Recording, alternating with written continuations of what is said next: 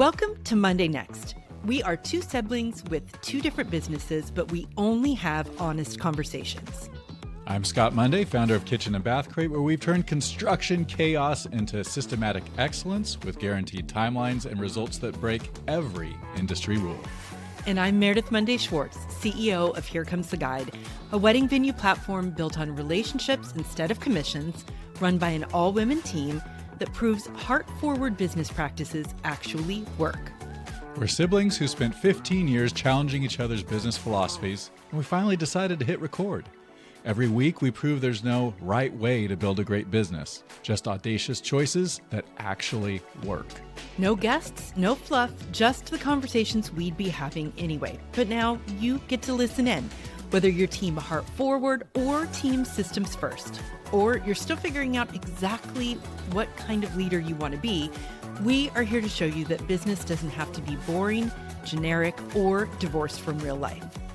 This is Monday Next.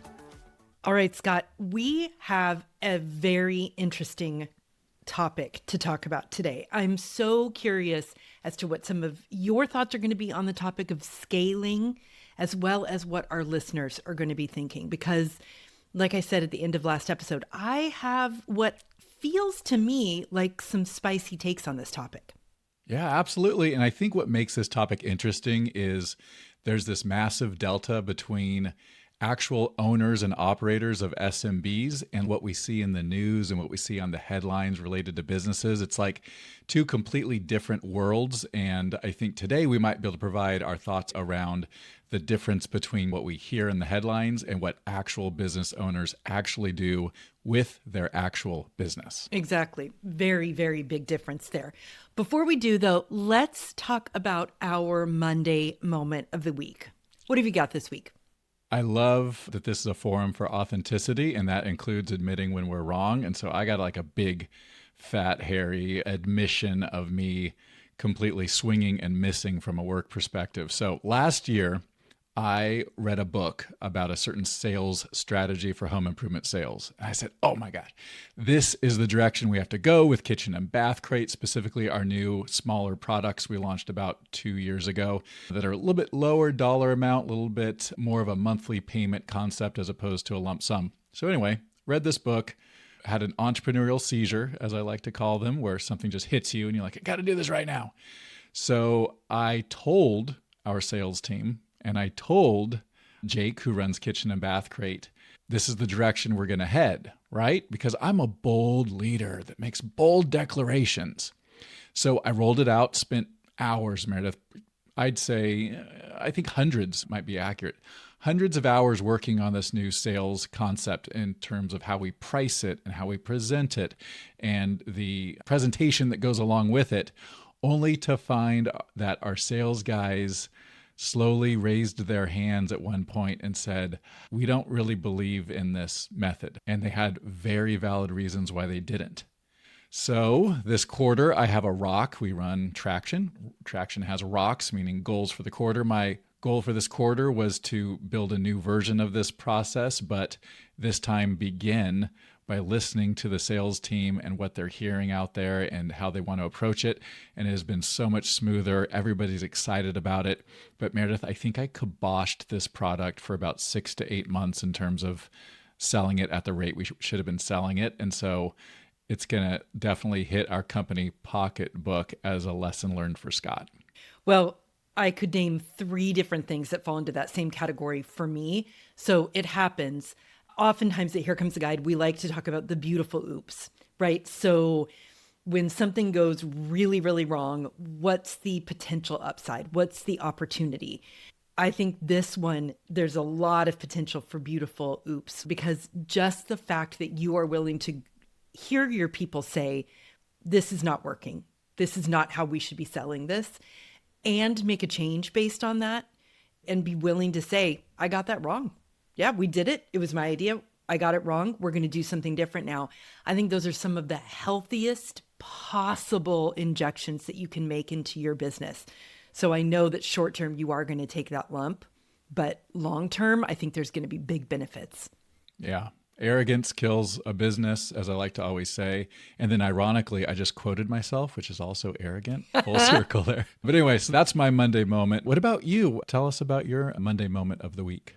Actually, it occurs to me, you know what a fun topic would be? Are there 3 or 4 different business mantras that you use for your business? That reminded me of one of mine. I always have to ask myself, am I managing from a place of ego? That's always got to be my first question. It's a mantra. So, my Monday moment of the week, I've been sick since last Friday. Everybody hates being sick. And I definitely hate it when I have a week that I cannot afford to be sick. I cannot afford to be off. I had to reschedule a bunch of podcast recordings, which I hate doing because they always involve inconveniencing other people and putting our production schedule off. I really, really don't like doing that. And also, I had several meetings that I just had to be in that could not be rescheduled. And even now, my words today are not coming as easily to me as they should be. I haven't been at the top of my game, Scott. So my question to you is, when you get sick, do you sort of say, you know what, I'm sick, I'm not going to work, period, end of story? Or do you struggle with it mentally? How do you handle being sick? Yeah, you know how like when your laptop or your phone or whatever is almost out of battery, it goes into like low battery mode? I have the same mode for me personally. When I feel myself starting to get sick, I go into like either pre-sick mode or sick mode. And it is all about maximizing sleep and maximizing good, solid, nutritious food in the hopes that I can stave it off. And so that's my approach. I'd say every 2 or 3 years, I'll get a flu that puts me out. Like literally, I can't work even from home.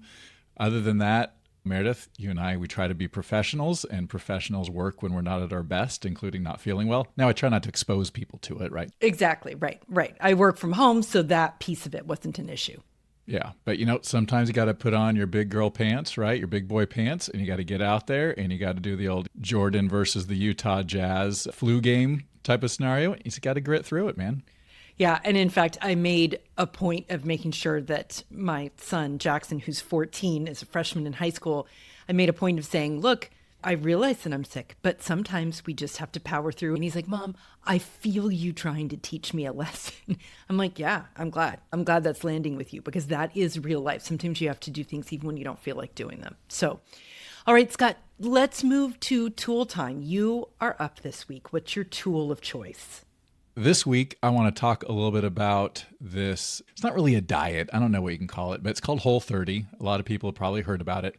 This is my 3rd time doing Whole30. The premise is simple. For 30 days, you eliminate 6 different things from your diet. I won't rattle them all off, but it's like sugar, alcohol, grains, or gluten, things like that.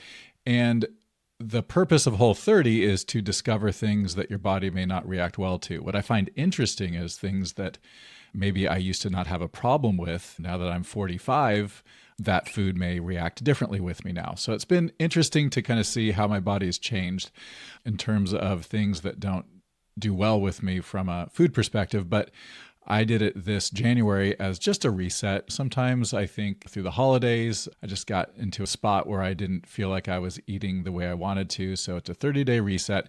But Meredith, I wanted to share it because right around halfway through, and I've talked with a lot of people that have done it, you just start to feel different. You feel, they call it tiger blood. I think that's a Charlie Sheen reference, but they call it tiger blood in the book. You just wake up one morning and you just feel clear-headed. You feel energetic. You feel like cleansed, if you will.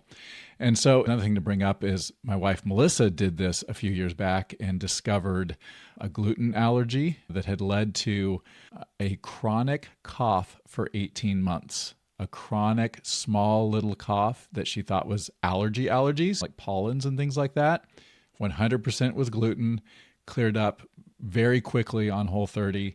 And then she also discovered an egg allergy, which is ironic because you can have eggs on Whole30, but she sort of discovered it because she was having a lot of eggs. And Meredith, for 2 decades, she had been getting hives 2 or 3 times a week, all over her legs specifically.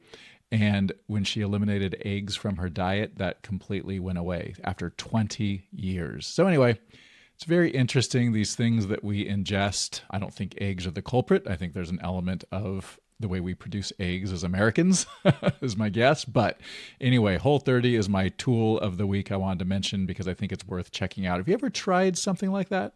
I have tried lots of what I would describe as Whole30 adjacent, but I've never 100% done Whole30. It sounds hard. And it's not that I'm not interested in doing hard things, but the last place that I'm probably going to want to do it is going to be in the food kind of arena. But I know that for the times when I've been like what I call on plan, super clean eating, really paying attention to macros and all the things that I need to be doing, I know what you're talking about when you're like that feeling of your body running at a premium level. Yeah, definitely. So anyway, it's worth giving a shot, especially if you think you might have something causing inflammation or reactions. I love the idea of it as a reset. I love the idea of just being like, I just do it every January because I know that January is when I need to do it. So I think that's a great tool. All right, Scott, we are going to get into our main topic. And I think this is something that a lot of owners either aren't thinking about, or when they think about it, they aren't quite sure exactly where they want to go with this. And that is the issue of scaling. That is the issue of growing, right? So how do we want to grow? Do we want it to be explosive growth? Let's get big as fast as we can. Do we want it to be slower? How big do we want to end up? Now, here comes the guide. It will be around $7 million a year revenue. We've got 43 employees. We are small by any standards, certainly by Silicon Valley standards. And we are what I have always called a lifestyle company, meaning that when I took over the company, I knew that I was not going to manage the growth of the company for an exit, right? So I'm not building the company with the thought that I would make it as attractive as possible to a buyer, which is, of course, what we hear most Silicon Valley businesses doing. And to your point at the top of the show, those are the businesses that are getting all of the press in the room, right? They're getting all of the coverage. But for a small to medium-sized business, what do we think of when we think of scaling, right? So I've been running the company since 2008.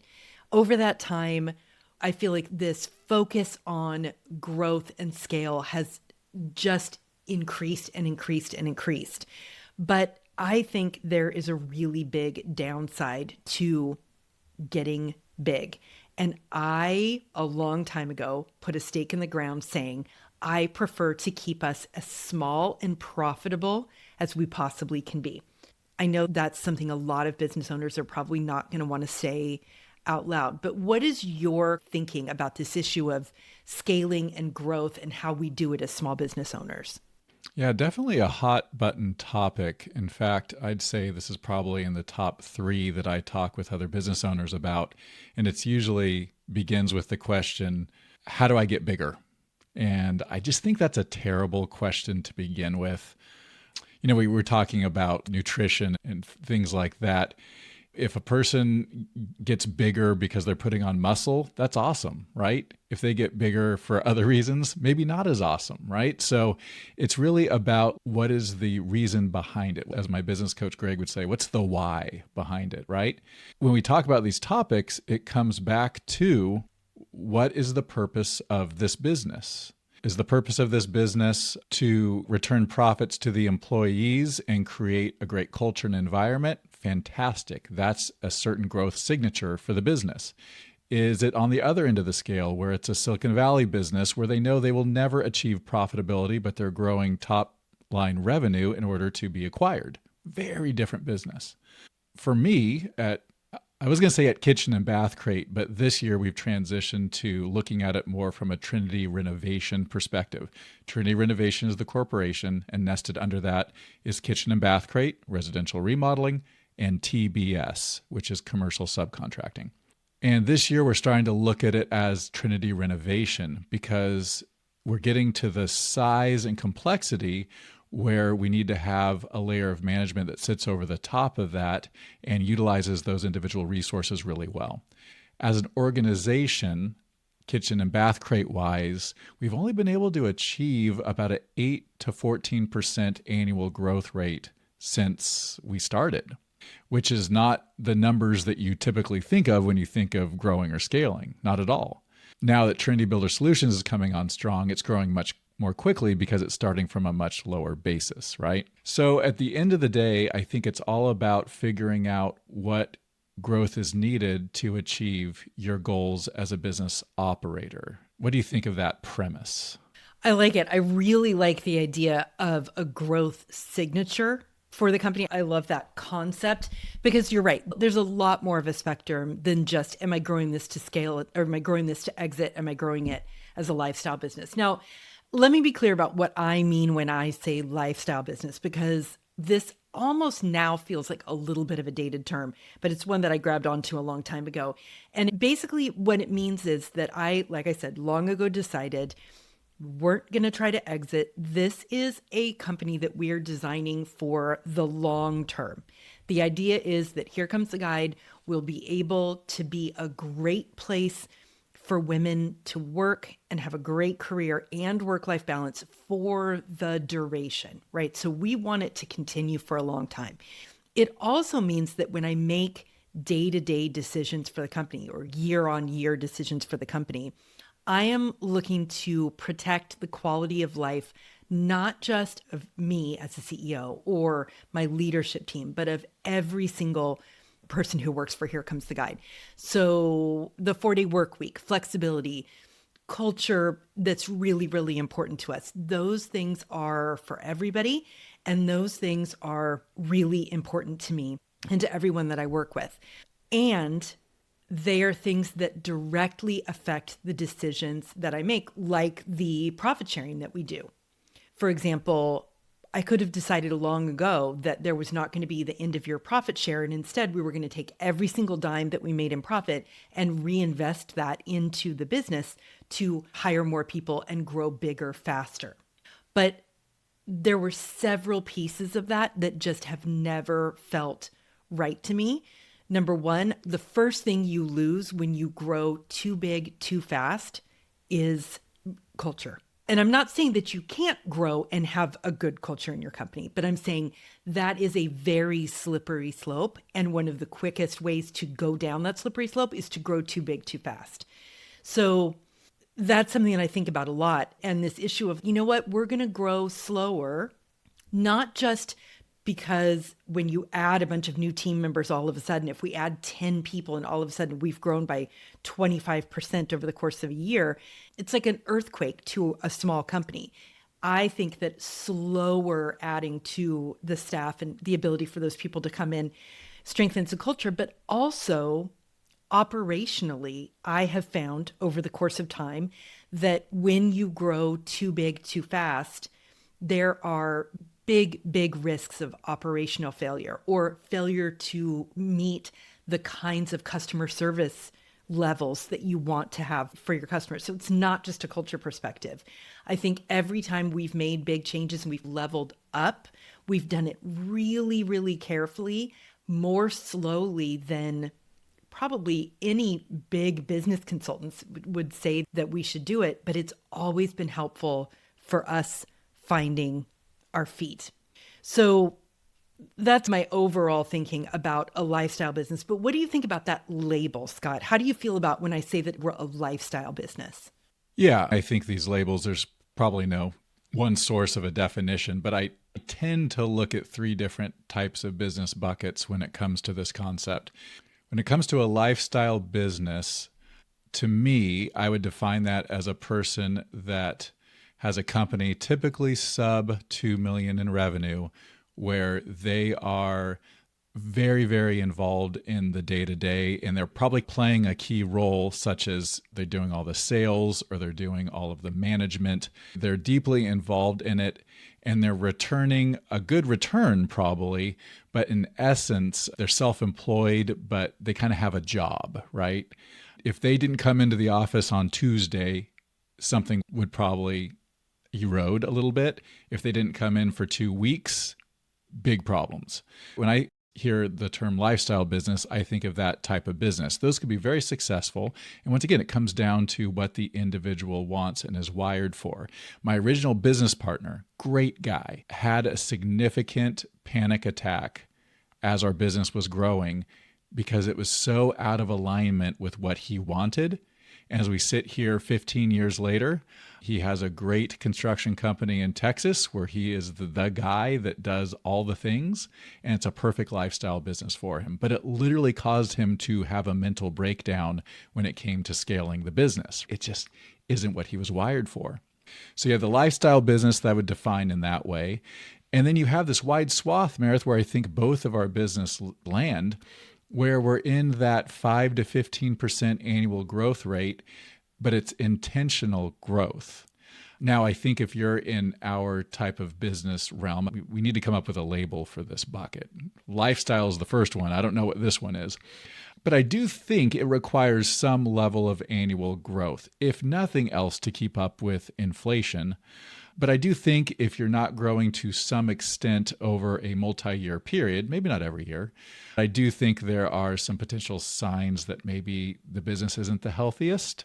I'm sure there's exceptions, but I would say you need a 5% plus annual growth to just be a healthy middle range business. And then the last bucket is what we talked about, the ones in the headlines that are playing with the funny money and valued based on their most recent funding round and those types of things, which that's not what this podcast is about. You nor I really care about nor know much about those business models. So I look at it those three ways, Meredith. How does that land? Anything there? I like that. So I hadn't really thought about the fact that there are businesses that are simply what you're describing as lifestyle. They're literally just to survive the day to day. Like they're not looking to move forward. They're kind of just spinning in place and doing what they need to do for right now.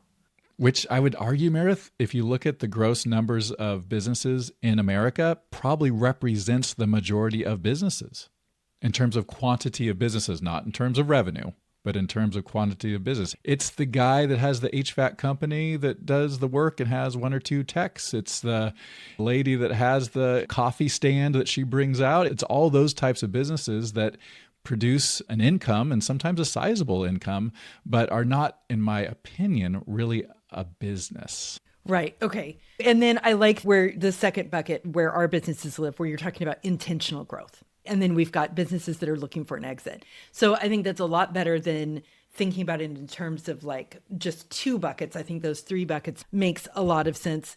Now, so have you answered the question for us yet, Scott? So you want intentional growth.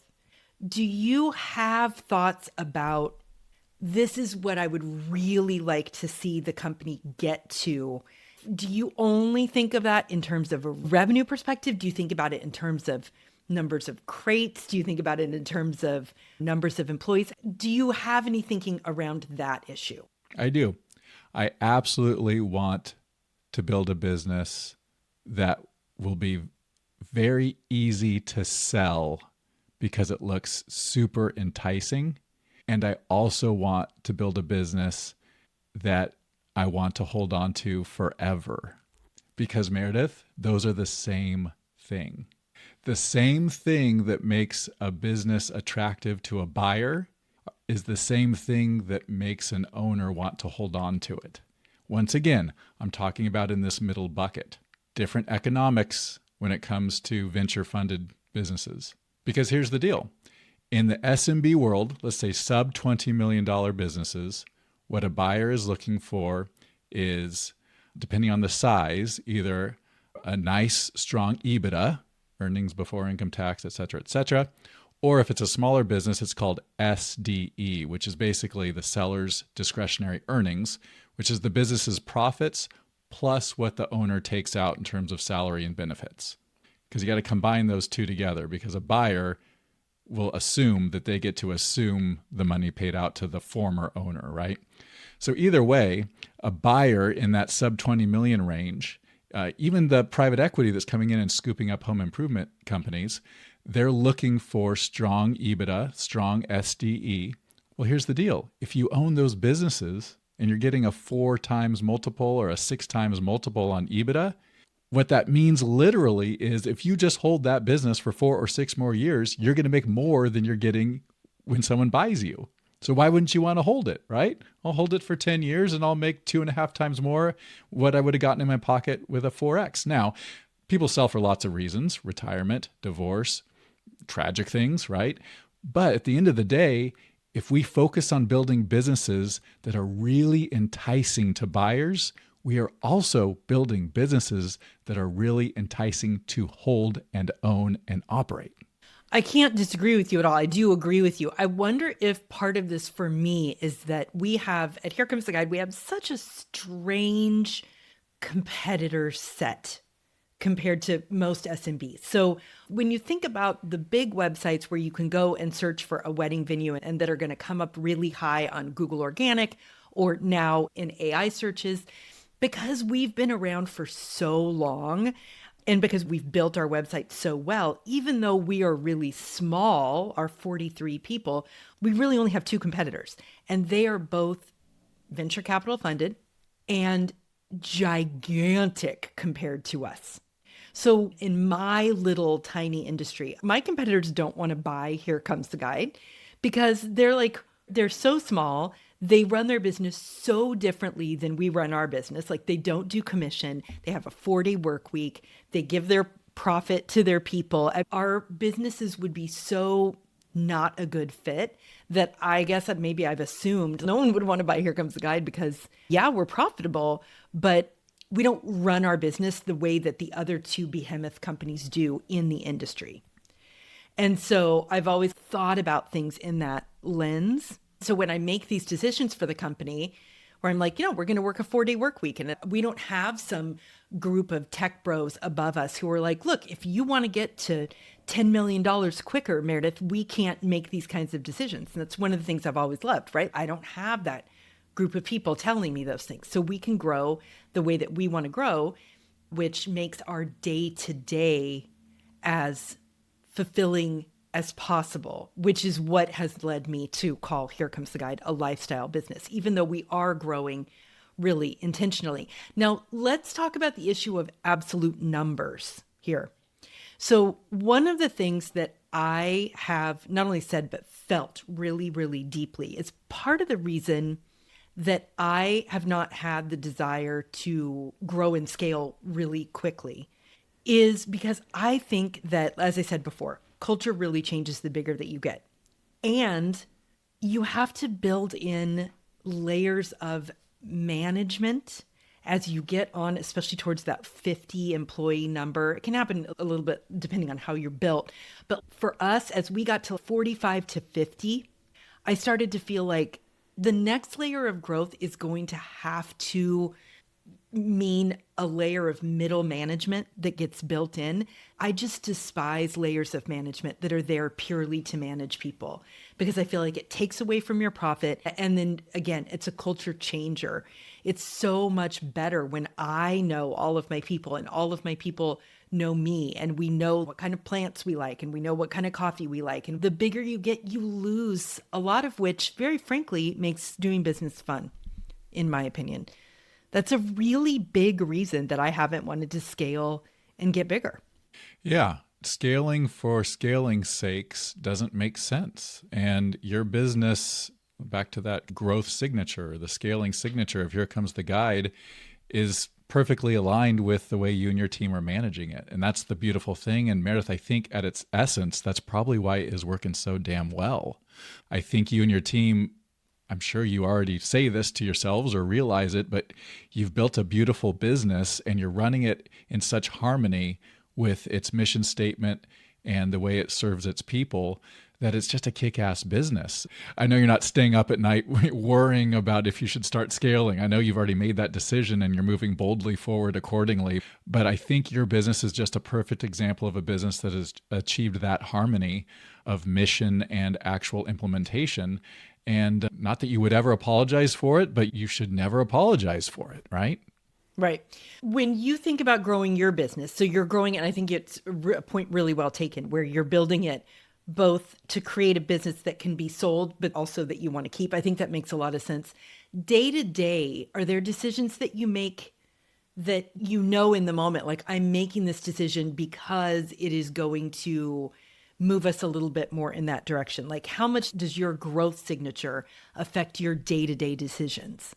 Let me define my why first, because I think without doing that, anything I say isn't going to really make sense. My personal goal is to act as a traction visionary in a portfolio of businesses in which I partner with incredible people, incredible integrators. And the word game makes it sound like I don't take it seriously, but it is a challenge to figure out that puzzle for me. It's funny because when we achieve certain financial goals, either personally or professionally, it is completely underwhelming for me, even though I so often think about and talk about that with the team. Because at the end of the day, it's not about these metrics, right? Those are fun. Those are cool markers along the way, fine, right? But it's not satisfying. What's satisfying is seeing a concept come together when incredible team members carry it out. I love that. So my goal, back to me as the owner of these businesses, is to be the visionary and work with incredible team members to grow. So in order to play that game at a higher level, I desire to scale. I don't have to scale. I could completely stop scaling right now from every perspective and live completely contentedly. We've been super lucky in a lot of ways, and I know it's not humble brag luck, it's like literal luck in a lot of ways for lots of things I could explain. But I just love playing the game once again.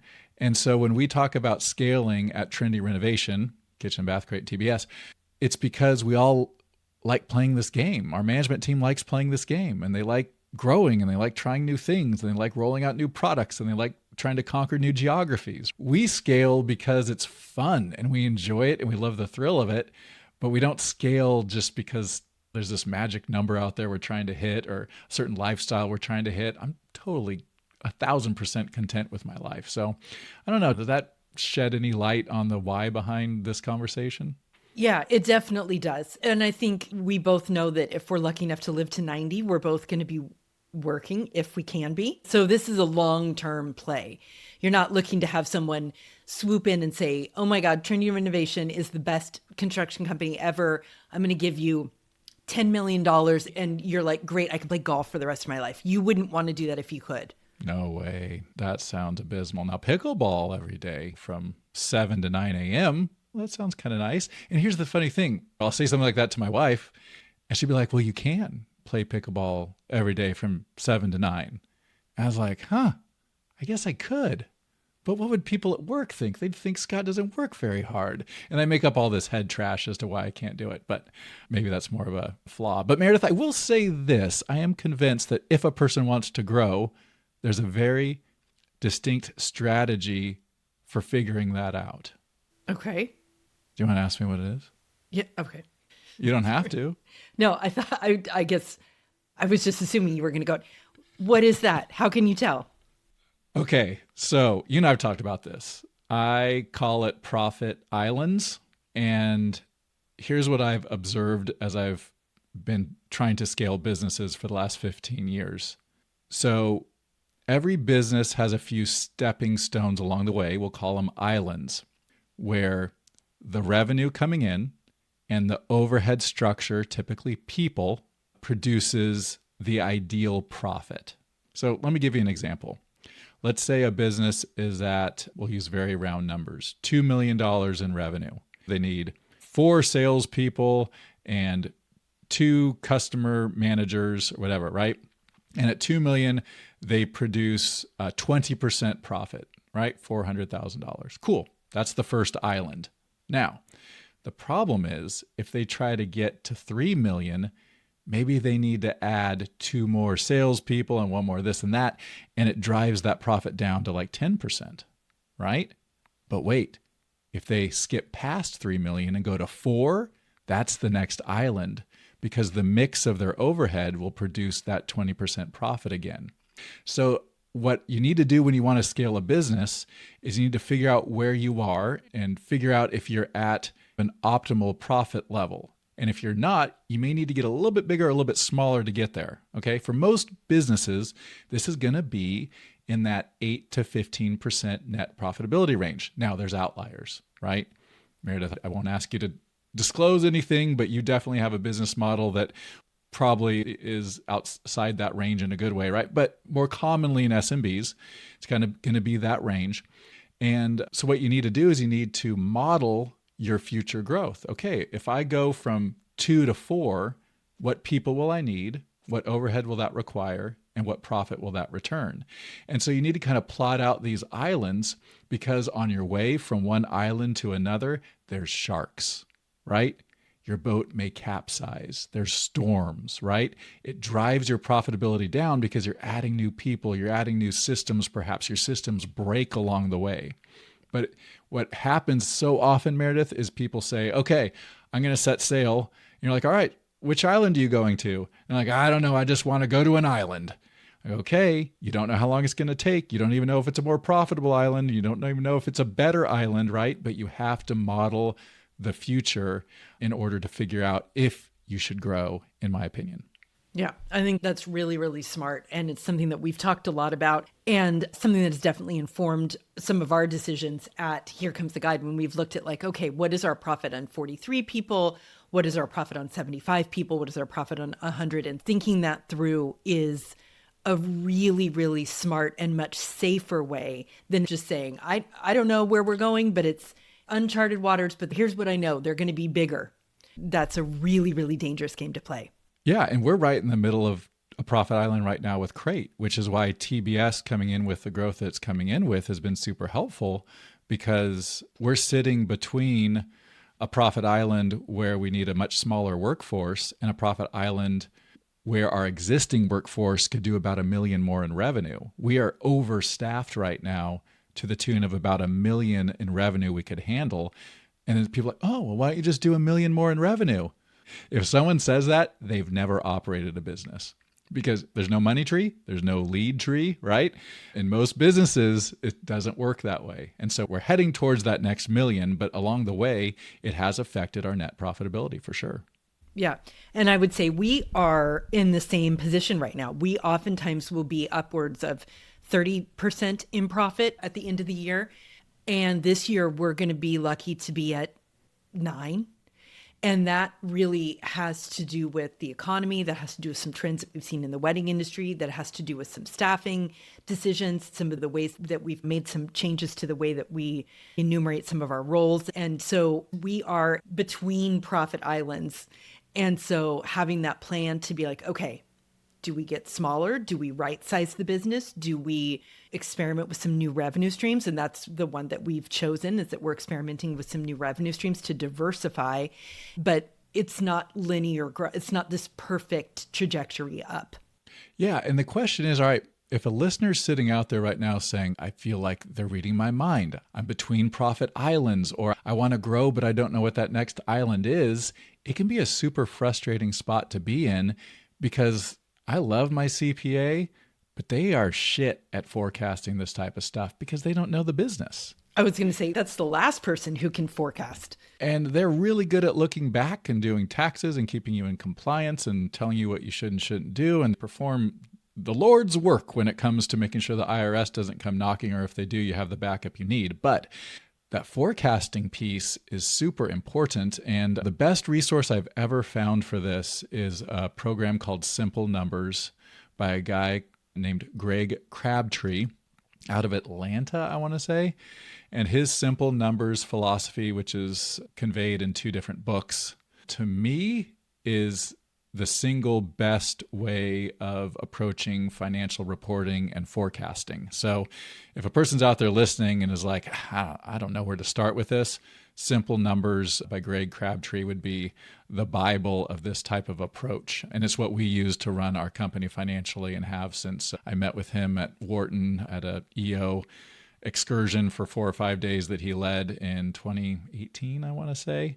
And it was one of those 4-day stints where it's like, this changed the course of my business.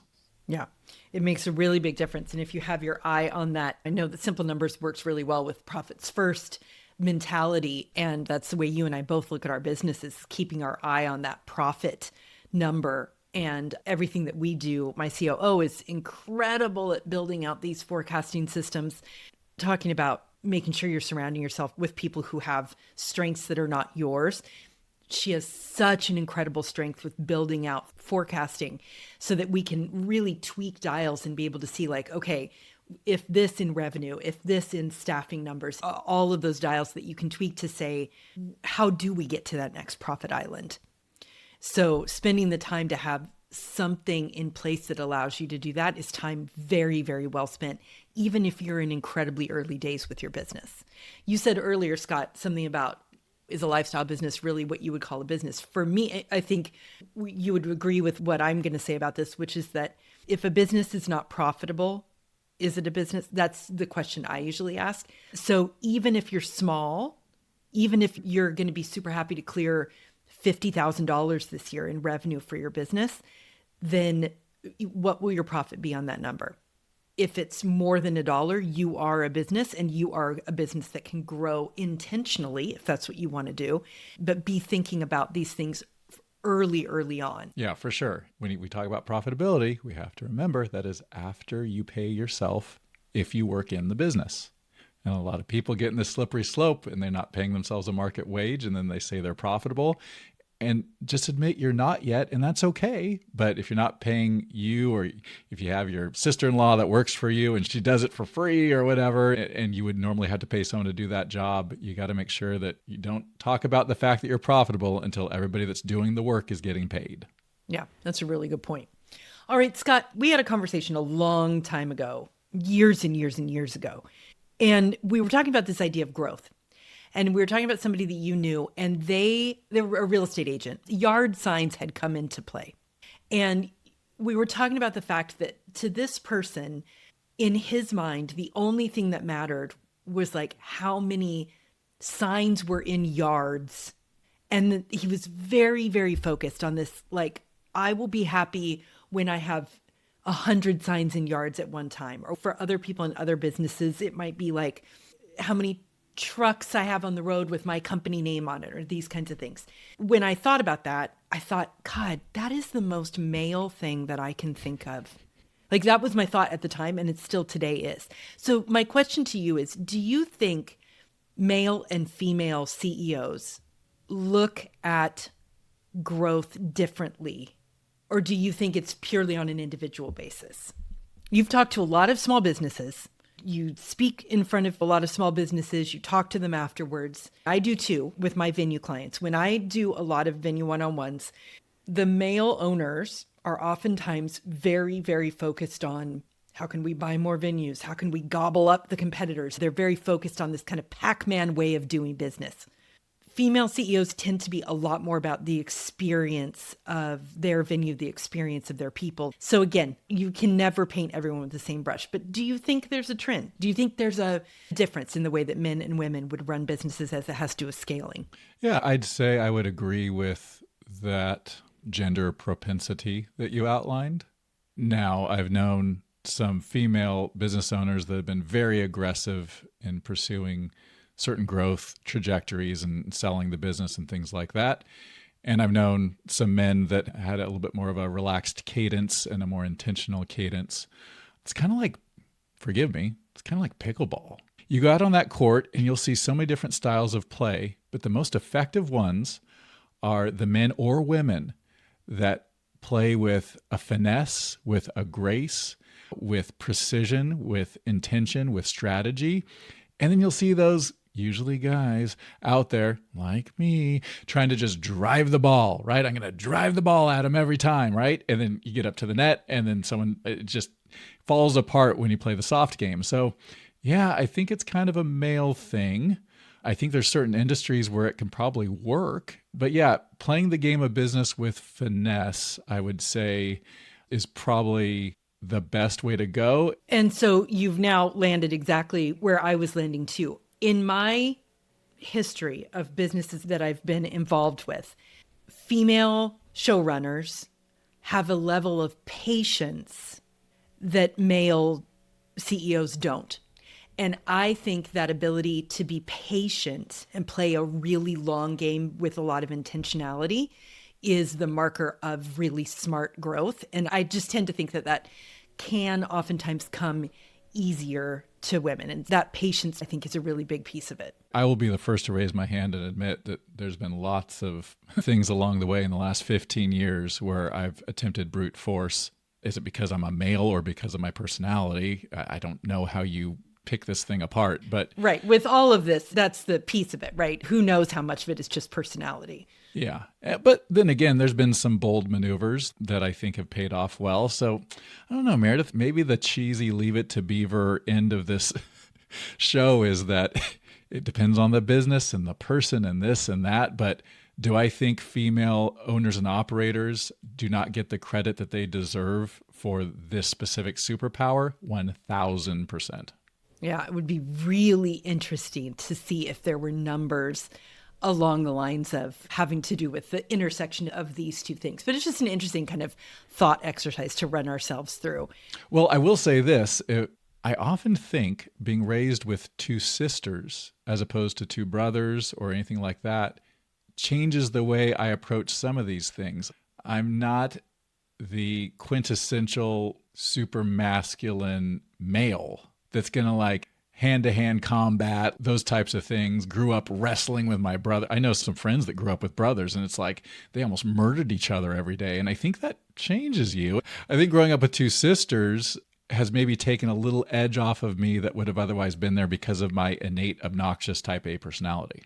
Right. Or if you'd grown up with a bunch of brothers, if we'd been three brothers instead of two sisters and a brother, you wonder if there becomes this mindset of the grab what's mine before it's gone, the scarcity mindset that is really pervasive in that kind of situation. We were just watching something the other day. I was watching it with Jackson, and we were watching an episode of Modern Family, and that's our comfort show. Did you watch Modern Family? Modern Family, I've watched probably 20 episodes. Okay. Well, anyway, Cam, his sister, oftentimes will be a guest star on the show. And the joke between the two of them is that they just wrestle like they are brothers. It's like a brother and sister.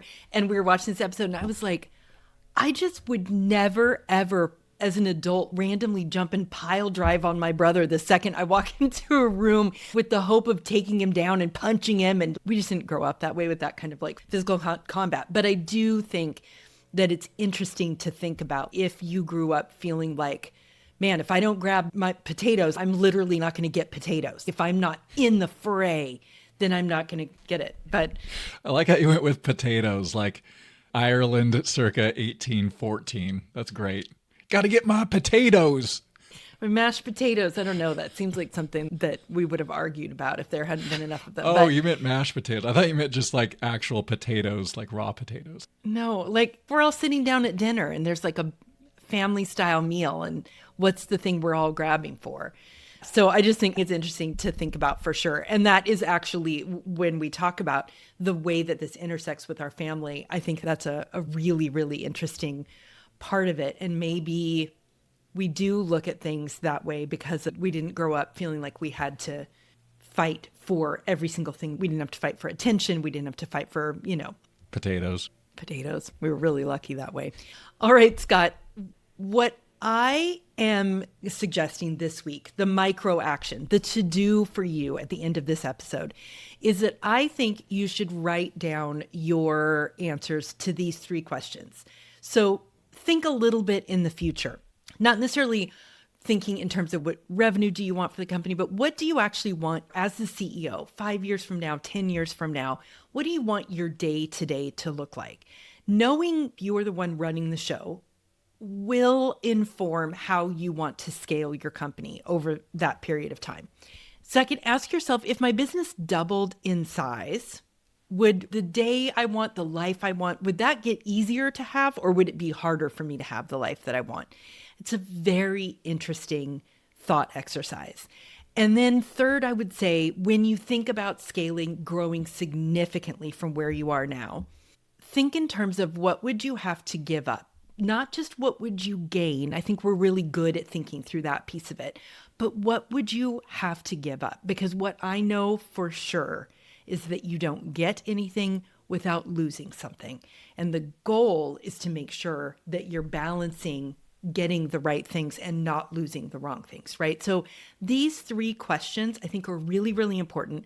By no means do I want to leave anyone with the feeling that I think you shouldn't aggressively grow your business to be the best and biggest that it can be.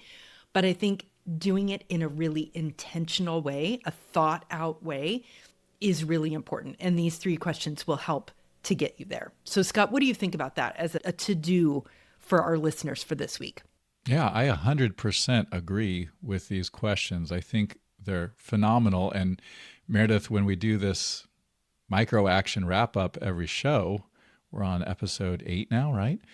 It's so interesting how you and I always agree that it comes back to taking the time to really think through what you want and what you're good at, and just being super honest with yourself, which maybe the theme of Monday Next is something around just that, because it doesn't take long, but these are hard questions to ask ourselves, and sometimes we're afraid of the answers.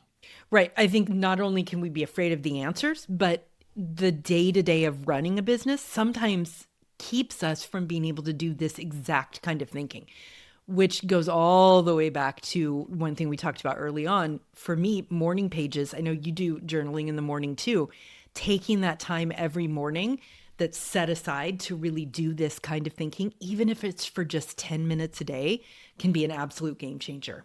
Oh, yeah. For sure. That time each day is absolutely critical to make sure that we're clear-headed and that we're heading into the fray with a North Star. Yeah. Well, Scott, I actually feel a lot better coming at the end of this episode, thinking about the fact that there are not 2, there are really 3 growth signatures that a business can have. That's a new structure for me. I really, really like that.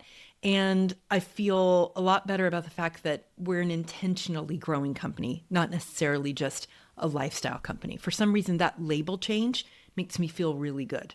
Yeah, absolutely. And lifestyle companies can be phenomenal if that's the way a person is wired, but it's not the only option, nor is it the one that a lot of people pursue. These labels, sometimes we get them in our heads and we feel like they constrict us in some way. And so sometimes it's freeing just to know that there's more options out there or those types of things. But yeah, absolutely. Lots of different ways to own, operate, and run a business. And once again, it's a matter of aligning what works for you and what you need with the way that your business operates.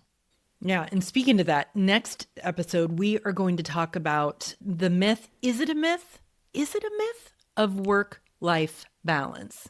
I would say it is not a myth. It is absolutely possible. No, it is not possible. And people that label themselves as having work-life balance are completely lying to themselves. I'm sorry. That is not true. You absolutely can. Do not buy into the lies of the patriarchy, Scott. All right, that is a wrap on another episode of Monday Next. But before we sign off, we want to make sure you can find us between episodes. You can find me at Meredith Monday Schwartz on Instagram. And if you want to hear me talk about books instead of business, join me for the Currently Reading podcast.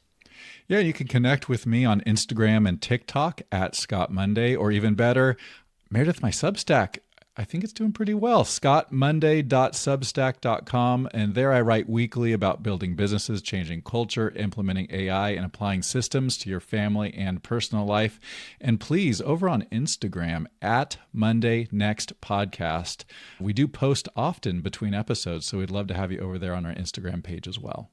Yeah, and if you like the conversations that we're having here, the best thing that you can do for us is to share the show with someone else who might enjoy it too. That word of mouth is so valuable, and it really is the best way for our show to grow. Yeah, and you can also help us out by rating and reviewing us on Apple Podcasts and sharing the show on your socials. It's a great way for us to be exposed to new listeners. And if you've made a deliberate choice about scale in your business, whether you've decided to stay small or you want to grow big, we want to hear about it. Send us a DM because we are genuinely curious about your experience. Like Meredith mentioned, next week we're going to be debating this completely fictional notion of work-life balance. Or we're going to be teaching you that it is completely possible and giving you an architecture as to how to do it. We'll see. That's a big promise. All right, until Monday next, keep being audacious.